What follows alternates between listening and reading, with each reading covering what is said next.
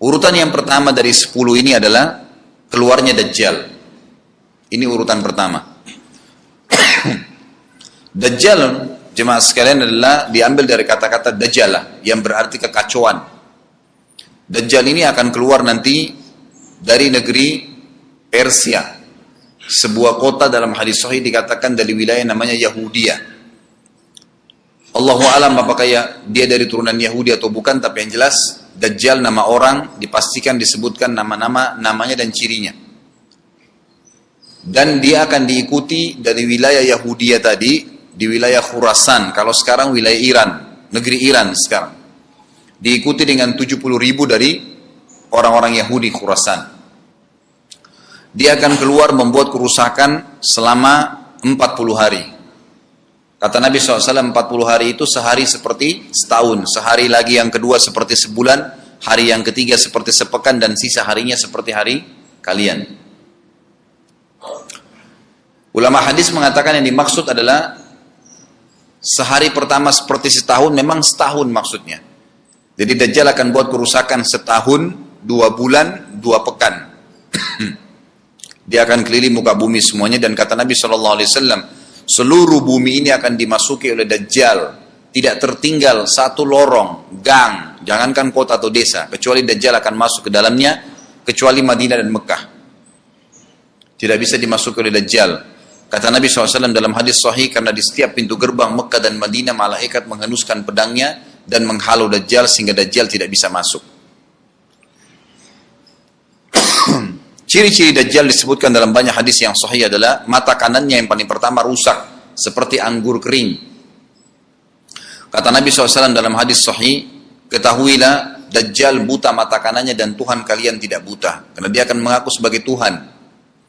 Mungkin Bapak Ibu tanya, bagaimana bisa orang mau mengikuti dia? Karena dia diberikan kelebihan sama Allah SWT. Dalam hadis sahih juga disebutkan kalau dia masuk ke dalam sebuah tempat, lokasi, wilayah, dan dia mengaku sebagai Tuhan, orang-orang ikutin, maka wilayahnya jadi subur, peternakannya jadi banyak, hujan turun dari langit, tanaman-tanaman mereka jadi subur. Memang fitnah, Allah turunkan tanda-tanda hari kiamat. Kalau wilayah itu tidak beriman kepada dia sebagai Tuhan, maka jadi kering, tandus, cobaan dari Allah Subhanahu Wa Taala. Makanya kata Nabi SAW disebutkan cirinya Dajjal mata kanannya rusak dan seperti anggur yang rusak. Ya. Kemudian dia orangnya memiliki kulit yang kehitam-hitaman serta memiliki dahi yang lebar. Setiap orang beriman bisa membaca di dahinya tertulis 3 huruf kafara. Semua orang yang ngerti tulisan Arab, tidak ngerti tulisan Arab akan bisa tahu dan baca itu. Di dahinya tertulis naudzubillah kafara, kufur. Semua orang muslim, orang beriman bisa baca itu. Rambutnya keriting dan orangnya tinggi besar. Dia akan mengaku sebagai Tuhan dan Dajjal akan diikuti kata Nabi SAW dengan pohon, dengan gunung, bergunung-gunung makanan. Allahu alam maksudnya bergunung-gunung ini seperti apa, tapi Dajjal kemungkinan besar memiliki banyak sekali persiapan yang dia akan berikan kepada wilayah-wilayah yang beriman kepadanya. Kata Nabi SAW, kalau kalian dengar Dajjal keluar di satu lokasi, maka menghindarlah. Walaupun kalian harus lari ke gunung. Tapi kalau seseorang di antara kalian bertemu dengannya, maka kokohkanlah. Artinya, kuatkanlah iman kalian, walaupun kalian harus dibunuh. Dajjal ini memiliki di tangan kanannya api. Kelihatan. Besar, Allahu alam di telapak tangan atau di sebelah kanan tubuhnya. Kemudian di sebelah kirinya itu memiliki air yang sejuk seperti sebuah lautan yang luas. Sebagian ulama hadis mengambil hadis ini dengan letter-letternya, artinya dia memang punya api yang sangat besar untuk menghukum orang-orang yang tidak beriman pada dia, dan dia memiliki sungai atau lautan yang luas, airnya sejuk dan dingin bagi orang yang ikut kepada dia. Kata Nabi SAW, kalau kalian ditangkap oleh Dajjal, hadis segini, kalau kalian dengarkan Dajjal, carilah tempat yang jauh dan jangan seseorang di antara kalian berkata, imanku kuat, aku akan menghadapinya. Karena bisa saja dia mengatakan itu, ternyata pada saat ketemu dia jadi pengikutnya. Tapi kalau kalian bertemu, kokohkanlah pendirian kalian dan yakinlah Dajjal, ya, di tangan kanannya ada api dan di tangan kirinya ada lautan. Kalau kalian tertangkap, maka pilihlah yang di tangan kanannya, yang api. Dan ucapkanlah bismillah. Pada saat kalian pun harus dilemparkan ke api itu, ketahuilah api tersebut adalah lautan yang dingin. Terbalik. Air yang dingin di tangan kirinya sebenarnya itu adalah api neraka yang panas. Maka kita diajar oleh Nabi SAW. Dajjal terus aja banyak pengikutnya, akan diekspos. Seperti kita tahu sekarang, luar biasa bagaimana media dalam sekejap saja sudah bisa tersebar di sana sini beritanya. Kata sebagian ulama yang menanggapi fasilitas media kita di zaman sekarang mengatakan, kemungkinan besar memang Dajjal ini akan terekspos sangat cepat karena adanya media kayak kita sekarang. Cepatnya dia keliling muka bumi ini setahun, 2 bulan, 2 pekan, sudah semua bumi ini dilingkari, didatangin karena memang sekarang fasilitas pesawat ada, transportasi mudah. Dan memang ada salah satu hadis yang dihasankan oleh para ulama, salah satu tanda-tanda hari kiamat adalah adanya besi yang berterbangan yang menjadi tunggangan manusia. Sekarang ada pesawat, ada kereta api, ada mobil. Nah, itu ada hadisnya. Maksud tanda-tanda hari kiamat. Dajjal nanti akan masuk ke Mekah dan Madinah, akan tiba di Mekah dan Madinah, tapi yang dibahas dalam hadis adalah di kota Madinah. Mohon maaf. Lalu kemudian dia mau masuk tapi tidak bisa dihalang, maka dia naik ke atas sebuah gunung yang tinggi bersama pengikutnya, lalu dia berkata kepada para pengikutnya, apakah kalian lihat istana yang putih itu? Maksudnya melihat ke Masjid Nabawi. Lalu berkata para pengikutnya, iya tentu saja. Lalu berkatalah, ya, Dajjal itu adalah istananya Muhammad. Tidak bisa dia masuk ke dalam. Dia hanya batas wilayah haram di luar kota Madinah. Maka kata Nabi SAW, Dajjal pun menepukkan telapak kakinya ke bumi di luar kota Madinah, maka terjadilah gempa di kota Madinah, dan keluar dengan gempaan tersebut semua orang yang munafik. Karena orang kafir nggak ada di Madinah. Semua orang yang di dalam hatinya ada sifat kemunafikan keluar dan jadi pengikutnya Dajjal karena goncangan itu. Dan tertinggallah di kota Madinah orang yang hatinya bersih imannya kepada Allah Subhanahu Wa Taala. Lalu kata Nabi SAW akan keluar dari kota Madinah nanti saat satu orang anak muda dengan hikmah Allah, dia keluar dan orang ini bersih hatinya dengan keimanan. Maka Dajjal pun menangkapnya. Lalu dia ingin mendemokan kemampuannya di depan para pengikutnya. Lalu kemudian Dajjal pun mengatakan kepada anak muda tersebut, saya Tuhanmu. Anak muda itu mengatakan, kau adalah Dajjal yang telah disampaikan oleh Nabi kami Muhammad SAW. Maka dia pun mengambil gergaji, sebagian hadis lain menjelaskan alat yang tajam, lalu membelah dua anak itu. Dari kepalanya dibelah sampai ke kemaluannya, terbelah dua kiri kanan. Lalu Dajjal lewat di tengah-tengahnya, demo sambil ya dilihat oleh para pengikutnya dan mereka bersorak-sorak. Lalu Dajjal mengatakan, bersatulah, bersatu kembali jasadnya. Kata Dajjal dalam hadis ini, apakah kau sudah yakin saya Tuhanmu? Anak muda itu mengatakan, saya bertambah yakin kalau kau adalah Dajjal yang disampaikan oleh Nabi SAW. Kata Nabi SAW dalam hadis penutup, ini hadis sahih riwayat Bukhari, riwayat Muslim, ahli sunan, semua menukil tentang masalah Dajjal. Saya tidak sebutkan siapa-siapa perawinya karena memang ini semua hadis sahih. Cukup banyak hadisnya, saya satukan saja. Jadi merangkai seperti sebuah cerita. Maka Dajjal pun akhirnya setelah itu tidak mampu menyentuh anak muda lagi. Anak muda itu. Allah SWT sudah selamatkan dia. Ringkas cerita, Mekah sama Madinah cuma dia laluin, kemudian dia menuju ke Palestina. Pada saat tiba di Palestina, Dajjal sendiri tidak tahu kalau ajalnya sudah dekat. Maka dia pun akhirnya ya berdemo di sana, menganggap dia punya sebuah kerajaan sampai di daerah Palestina, tepatnya sekarang Israel, subhanallah.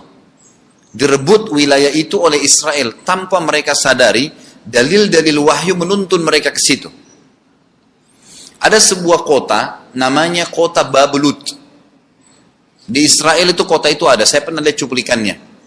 Termasuk kota yang diidolakan di dalam negeri Israel sendiri namanya Babelut. Subhanallah, hadis menyebutkan nama Babelut. Hadis Nabi SAW dari 1400 tahun yang lalu mengatakan, nanti Dajjal akan berkumpul di sebuah wilayah namanya Babelut di Syam. Maksudnya di Palestina itu. Israel sekarang. Ada kota Babulut dan orang Yahudi sekarang lagi gencar membangun kota itu dan dianggap kota favoritnya Israel. Subhanallah. Dajjal akan masuk ke sana dan berkurung diri. Pada saat dia tiba di Palestina, waktu yang bersamaan, di kota Madinah berkecamuk. Kaum muslimin sepakat semua keluar untuk mengejar Dajjal dan membunuhnya. Keluar dari kota Madinah, satu orang yang namanya seperti namanya Nabi Muhammad SAW, Muhammad bin Abdullah, dan dia dari turunan Nabi SAW juga. Kata Nabi SAW akan keluar nanti, ya, seseorang dari kota Madinah, dari keturunanku, yang namanya seperti namaku, Muhammad bin Abdullah. Juga sama posternya, parasnya seperti aku. Sama dengan Nabi SAW, persis alisnya, rambutnya, kulitnya, dari turunan Nabi SAW, tapi dari asli kota Madinah. Sebagian ulama hadis mengatakan dari turunan Hasan radhiyallahu anhum ajmain. Intinya kata Nabi SAW akan keluar nanti dari kota Madinah, tapi akhlaknya bukan seperti akhlakku. Tentu tidak mungkin ada orang yang sama dengan akhlak Nabi SAW. Kata Nabi SAW, Allah mengubah dia dalam sehari semalam. Tiba-tiba berubah menjadi orang baik dalam sehari semalam, jadi orang faham agama. Lalu orang-orang pun akan datang kepadanya dari masyarakat Madinah berkata, engkau adalah turunan Rasulullah SAW, pimpinlah kami berperang melawan Dajjal. Maka dia pun menolak. Dia menolak awalnya, kemudian dia menuju ke Mekah diikutin dengan 300 orang pertama dari kota Madinah. Sampai di Mekah, setelah selesai dia tawaf, maka seluruh muslimin menunjuknya sambil mengatakan, engkau harus memimpin kami. Dan orang ini punya julukan Mahdi, dikenal dengan Imam Mahdi. Inilah tanda-tanda kiamat yang kedua. Setelah Dajjal keluar, buat kerusakan di muka bumi tadi selama 40 hari itu atau setahun lebih. Kemudian keluarlah tanda-tanda kiamat kedua pada saat dia sudah tiba di kota Babulut di Israel. Keluarlah si Mahdi ini. Pada saat dia tiba di Mekah, dibaiatlah oleh banyak kaum muslimin, tidak disebutkan jumlah pasukannya, maka terbentuklah pasukan jihad yang mengejar Dajjal menuju ke Palestina. Lalu keluar tanda-tanda kiamat 3, langsung berentetan semua. Makanya ulama mengatakan tanda-tanda kiamat kecil itu antara satu sama yang lain ada jarak-jaraknya. Tapi kalau tanda-tanda kiamat besar sekali datang, maka datang semua. Gitu kan. Walaupun memang ada masa, gitu kan, ada masanya. Tanda-tanda kiamat besar yang ketiga adalah pada saat pasukan Imam Mahdi dengan pasukan jihad itu tiba di Darul Bayda namanya. Menara kota putih yang ada menara putihnya, dan itu sekarang di negeri Syam, tepatnya di Damaskus, ibu kota Syria. Sebagian ulama mengatakan Masjid Jami' Syam, karena memang menaranya berwarna putih. Hadis menyebutkan di menara itulah, di masjid itulah Imam Mahdi mampir sholat asar bersama pasukannya, dan sudah dekat. Syam, negeri Syam, masuk di dalamnya wilayah itu adalah Israel, ya sekarang Palestina, kemudian Syria, dan ini masjid ada di Syria, di Damaskus.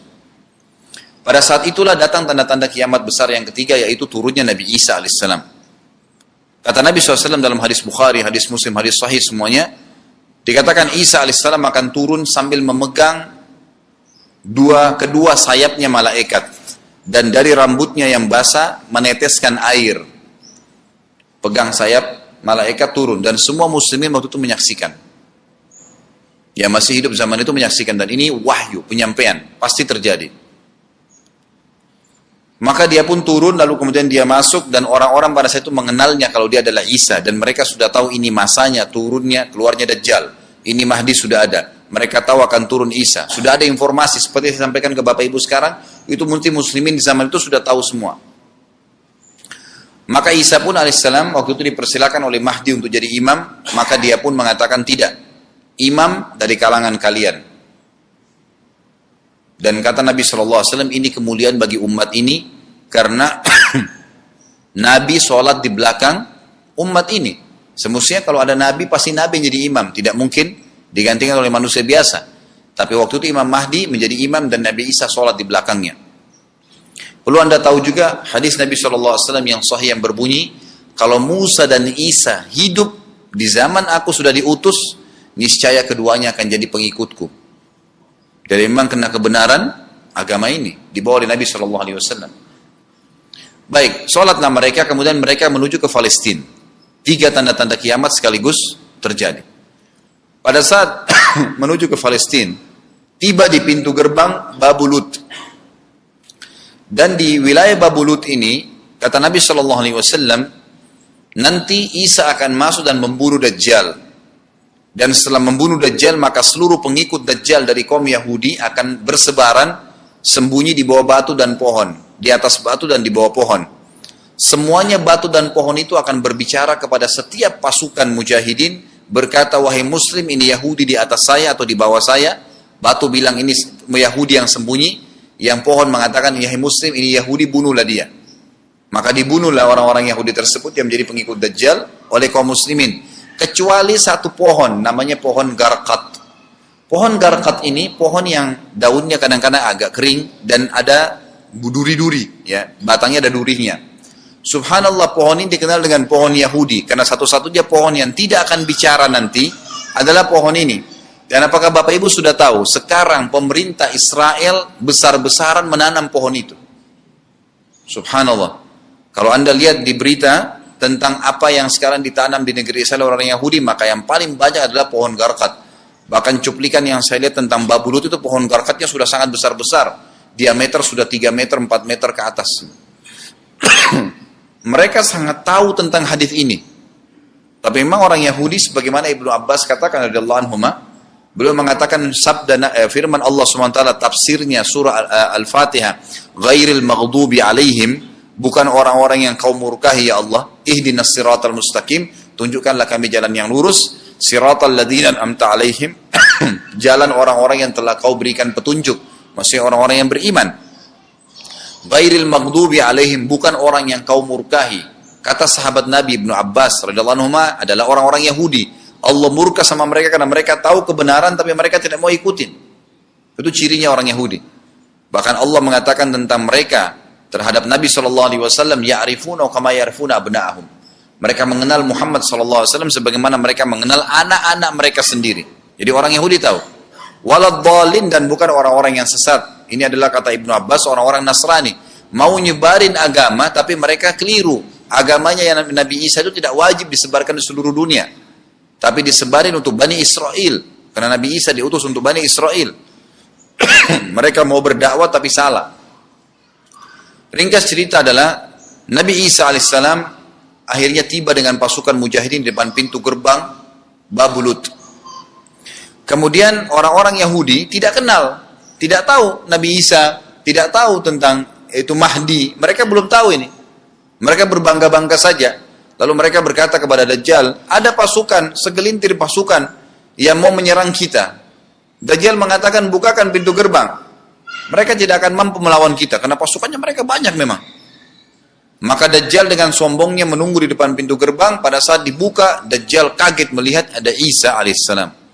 Dan pada saat itu kata Nabi SAW, Dajjal faham kalau sudah tiba ajalnya. Begitu melihat Isa alaihissalam, dia lari. Dan badannya sambil meleleh di depan para pengikutnya.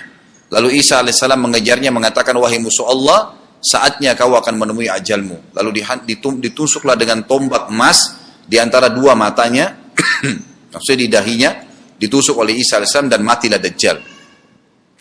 Pada saat Dajjal mati, pengikutnya pada ketakutan semua. Mereka anggap Dajjal Tuhan, mereka anggap Dajjal orang yang perkasa lah, orang yang kebal lah, beragam macam kelebihan. Mereka kaget pada saat mati. Maka bertebaranlah mereka dan akhirnya mereka sembunyi di bawah pohon dan batu. Di atas batu kemudian seperti saya katakan tadi, hadis menjelaskan, batu dan pohon akan memberikan penjelasan, hai muslim ini Yahudi, bunuhlah. Maka dibunuhlah pada saat itu mereka. Lalu Nabi Isa AS memimpin di muka bumi, dan kata Nabi SAW, pada saat itu Islam, agama Islam yang dibawa oleh Nabi SAW akan masuk ke semua rumah di muka bumi, gak tersisa. Satu dunia ini semuanya Islam. Hadis sahih, kata Nabi SAW, Islam akan masuk ke setiap rumah, bi'izzil aziz au bidhilli dhalil, dengan kemuliaan atau terhina. Yang tidak mau terima dibunuh. Enggak ada lagi penolakan terhadap Islam. Itu hadis sahih. Maka Nabi Isa alaihissalam memimpin pada saat itu, disebutkan dalam hadis 40 tahun dengan ketenangan menerapkan hukum Islam. Kata Nabi SAW, bagaimana awal umat ini bisa sesat sementara aku yang pimpin?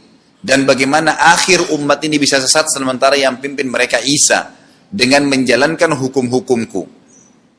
Jadi Nabi Isa alaihissalam nanti menerapkan Al-Quran. Seperti yang kita lakukan, sholat, segala ini sudah selesai, dikerjakan semua.